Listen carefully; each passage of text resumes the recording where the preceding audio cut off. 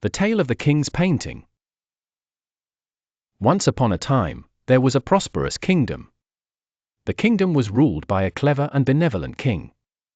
Everyone in the kingdom admired the king. The feature that distinguished the king was the fact that he had only one eye and one leg, but he was incredibly brilliant and kind. Because of their ruler, everyone in his realm had a happy and healthy life. The king was traveling along the palace corridor one day when he came upon the paintings of his forefathers.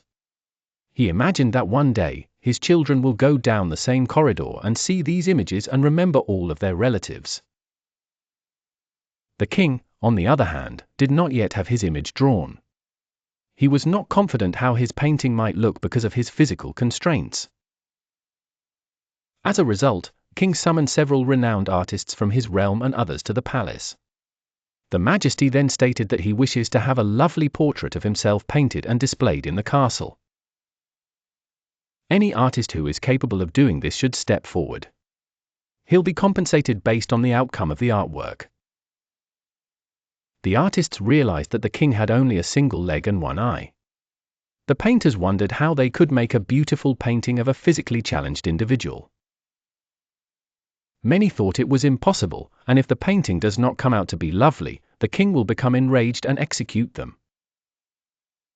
As a result, one by one, everyone began to make excuses and respectfully refuse to paint the king. But then one of the painters raised his hand and said, "I'm going to paint you a very lovely portrait that you'll love." He was granted permission by the king. He then proceeded to paint over the drawing. After what seemed like an eternity, he finally announced that the portrait was complete.